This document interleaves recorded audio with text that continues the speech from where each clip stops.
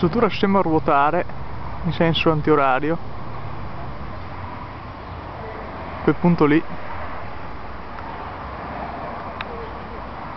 difficile dire.